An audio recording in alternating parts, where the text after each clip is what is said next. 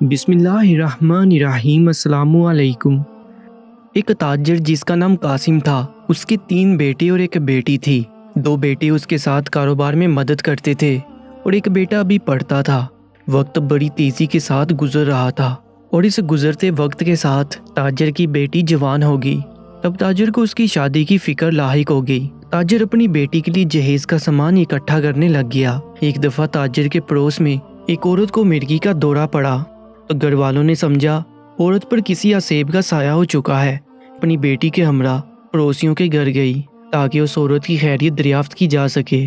ان کے گھر ایک عامل بابا آیا ہوا تھا۔ سب لوگ تعظیم کے ساتھ عامل بابا کے سامنے بیٹھے تھے اور وہ بابا عورت میں سے جن کو نکالنے کی کوشش میں مصروف تھا۔ اس نے بیچاری عورت کو الٹا لٹایا ہوا تھا اور اس کے اوپر بیٹھ کر بالوں سے پکڑا ہوا تھا۔ وہ جن سے مخاطب ہو کر بولا کہ ادھر سے چلا جا، اس عورت کے جسم سے نکل جا ورنہ میں تجھے جلا دوں گا۔ سب لوگ ڈرے اور سہمے ہوئے تھے مگر تاجر کی بیٹی بے خوف ہو کر کھڑی تھی۔ گویا اسے یہ سب جھوٹ اور فراڈ لگ رہا تھا۔ وہ صرف 5 کلاسیں ہی پڑھ سکی تھی مگر اسے اسلامی کتابیں پڑھنے کا شوق تھا۔ شاید یہی وجہ تھی کہ وہ اس طرح کے جعلی پیروں پر یقین نہیں رکھتی تھی۔ گھر آ کر اس نے اپنی ماں سے کہا کہ پڑوس والی عورت کا گھر والا کتنا بے غیرت ہے۔ ایک نامحرم اور غیر مرد اس کی بیوی کے اوپر بیٹھا تھا اور وہ سائیڈ پہ کھڑا ہو کر یہ سب دیکھ رہا تھا۔ اسے ڈاکٹر کے پاس جانا چاہیے تھا اور اپنی بیوی کا علاج کرنا چاہیے تھا۔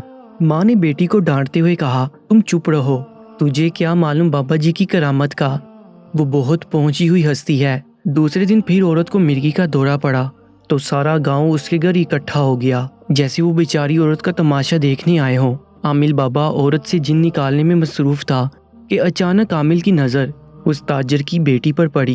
وہ لڑکی اس وقت اپنے خیالات میں مصروف تھی اور اسے اس بات کا علم نہ ہوا کہ عامل اسے دیکھ رہا ہے۔ جیسے ہی اس نے عامل کو دیکھا تو جلدی سے اپنا چہرہ ڈھانپ لیا۔ وہ ڈر گئی تھی چونکہ عامل اسے عجیب نظروں سے دیکھ رہا تھا۔ جب وہ گھر آئی تب بھی وہ ڈری ہوئی اور سہمی ہوئی تھی۔ بار بار عامل کی شیطانی شکل اس کے سامنے آ رہی تھی۔ اگلی رات اس تاجر کے گھر چور گھس گئے۔ سب گھر والے اس وقت سوئے ہوئے تھے مگر وہ لڑکی جاگ رہی تھی۔ اس نے دیکھا کہ 3 لوگ گھر کی دیوار پھلانگ کر کمرے میں داخل ہو گئے۔ سب گھر والے ذہن میں سوئے ہوئے تھے۔ وہ بہت ڈر گئی۔ اس نے اپنی امی سے کہا، ہمارے گھر میں چور داخل ہو چکے ہیں۔ تاجر کی بیوی نے اسے جگایا۔ چوروں نے جیسے ہی اس تاجر کی آواز سنی تو بھاگ کھڑے ہوئے۔ پورا گاؤں تاجر کے گھر جمع ہو گیا اور پوچھنے لگے کہ کون تھے، وہ کتنے آدمی تھے۔ تاجر نے کہا کہ 3 آدمی تھے مگر میں ان کو پہچان نہ سکا کیونکہ انہوں نے اپنے چہرے کو نقاب سے ڈھانپا ہوا تھا۔ اچانک تاجر کی بیوی چلاتی ہوئی تاجر کے پاس آئی، ہم لٹ گئے، برباد ہو گئے۔ تاجر نے پوچھا کہ کیا ہوا ہے، کیوں اتنا شور مچا رہی ہو؟ تاجر کی بیوی نے کہا، چور میری بیٹی کے سارے زیورات لے کر چلے گئے۔ بڑی مشکل سے ہم نے اپنی بیٹی کے لیے زیورات بنائے تھے، اب ہمارا کیا ہوگا؟ اب ہم اپنی بیٹی کو کبھی گھر سے رخصت نہیں کر پائیں گے۔ گاؤں والوں نے تاجر کو مشورہ دیا کہ فکر نہ کرو، عامل بابا سے رابطہ کرو، وہ چور تک ضرور پہنچ جائے گا۔ تاجر نے عامل بابا کو اپنے گھر بلوایا۔ عامل بابا تاجر کے گھر کا چکر لگانے لگا۔ گھر کا پورا چکر کاٹ کر وہ ایک جگہ بیٹھ گیا۔ عامل نے کہا، چور کا پتہ چل جائے گا اور چوری کی گئی زیورات بھی واپس مل جائیں گے۔ تاجر اور اس کی بیوی کے چہرے پر خوشی کے آثار نمایاں ہو گئے۔ عامل بابا نے کہا کہ بس مجھے ایک رات کا چلہ تمہارے گھر کے اندر ہی کرنا پڑے گا، مگر چلہ کاٹنے کی ایک شرط ہے۔ تاجر نے پوچھا کہ بابا جی کون سی شرط ہے؟